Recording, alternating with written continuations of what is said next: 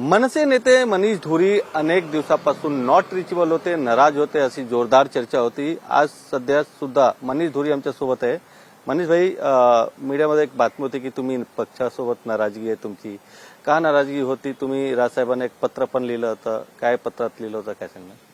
नाही बघा, सर्वप्रथम तर माझी नाराजगी माननीय राजसाहेब ठाकरेंबरोबर नाही किंवा माझ्या पक्षाबरोबर नाही, पण माझी नाराजगी आहे ते शिवसेना उद्धव बाळासाहेब ठाकरे पक्षाच्या सर्व प्रमुख अंधेरी पश्चिम विधानसभेतील पदाधिकाऱ्यांबरोबर आहे.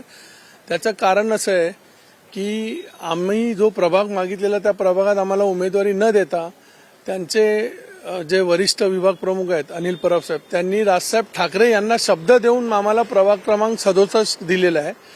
आणि प्रभाग क्रमांक 67 मध्ये माननीय राजसाहेब ठाकरे यांना त्यांनी आश्वासन दिलं की कुशल धुरी यांना मी विजयी करून आणीन.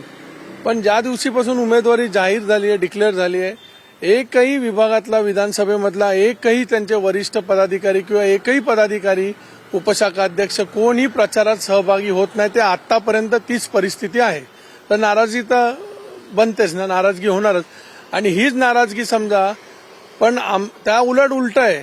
आमचे सर्व शाखाध्यक्ष प्रमुख पदाधिकारी त्या शिवसेना उद्धव ठाकरे साहेबांचे जेवढे जिथे जिथे विभागात उमेदवार आहेत, 64 असेल, 66 असेल, 65 असेल, 70 असेल, 71 सगळीकडे सक्रिय आहेत. फक्त शिवसेनेचे उद्धव ठाकरे ग्रुपचे एकही पदाधिकारी प्रमुख पदाधिकारी आमच्या सीटमध्ये सहभागी नसल्यामुळे नाराजगी आहे माझी. पण तुम्ही सांगतात की तुमची नाराजगी आहे शिवसेना उद्धव ठाकरे ग्रुपमधून, पण तुमच्या हा पट्टेवर शिवसेना लिहिले आहे, तुम्ही स्वतः लावून फिरतात त्यांच्या पट्ट्या. नाही, त्याचं कारण आहे ना, जर आपण युतीचा धर्म पालन करणं हे आपल्याकडनं सुरुवात होते.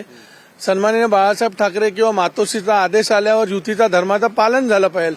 पण तिथे शिवसैनिकच जर सहकार्य करत नसेल, सहभागी होत नसतील, तर मी स्वतःपासूनच तर युतीचा धर्म पालन करतोय. मीच लोकांना दर्शवतोय की मनसे आणि शिवसेनेची युती आहे, पण तिकडे बंडखोर उभा आहे शाखा प्रमुख शिवसेनेचा दीपक सणस.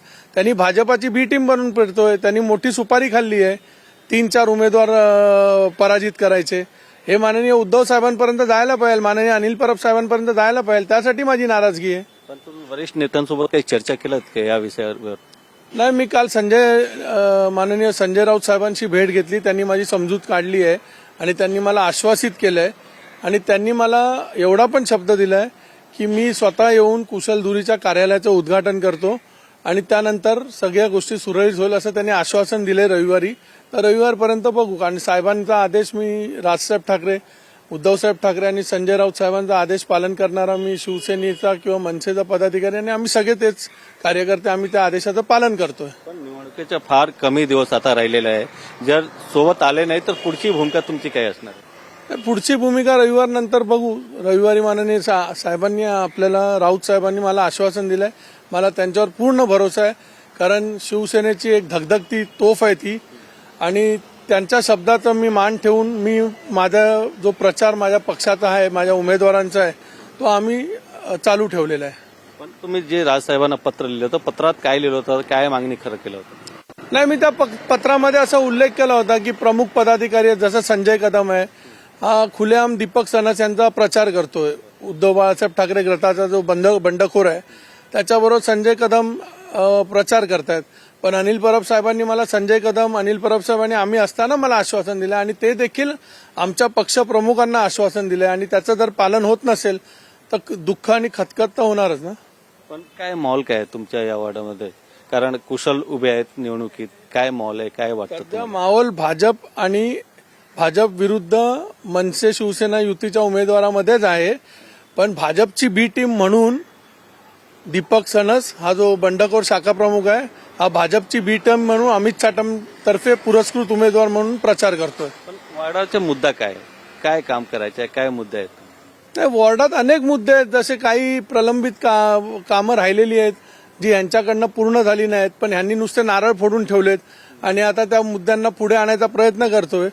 जे काय महानगरपालिकेला लागून निगडीत असतील मुद्दे, त्या मुद्द्यांवर आम्ही सोल्युशन काढण्यासाठी निवडणूक प्रचारात उतरलोय. पण कुशलची काय भूमिका या संपूर्ण प्रकरणामध्ये?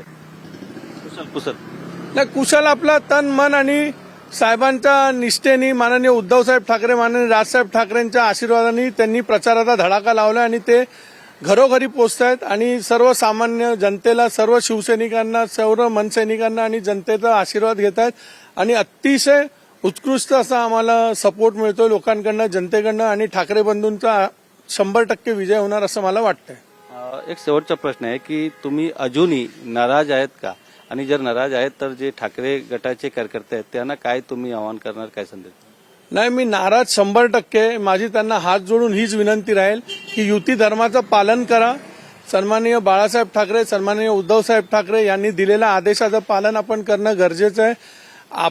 तुम्ही जर अपक्ष उमेदवार जो बंडखोर आहे तुमचा दीपक सणस, त्याला जर मत द्याल तर ते डायरेक्ट भाजपातला मत जात आहे. अशी मी त्यांना विनंती करीन की लवकरात लवकर ह्याच्यावर तोडगा वरिष्ठांनी काढावा, अन्यथा आम्हाला देखील दुसरी खेळी खेळता येते.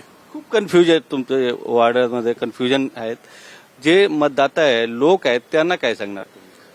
नाही, मतदाता आता आहे ना समंजस आहेत, समजदार आहेत. अपक्षांना ते भीक घालणार नाहीत आणि त्यांना कळून येत आहे की भाजपची बी टीम म्हणूनच ही चाललेला अपक्ष उमेदवार आहे. हा भाजप दीपक सणस जो आहे तो भाजप पुरस्कृत अपक्ष उमेदवार आहे.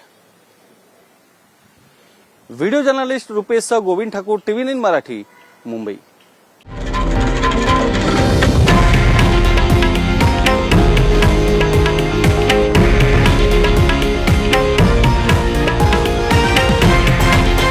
हे आहे देशातील नंबर 1 न्यूज नेटवर्क आणि आपण पाहत आहात TV9 मराठी, एकमेव.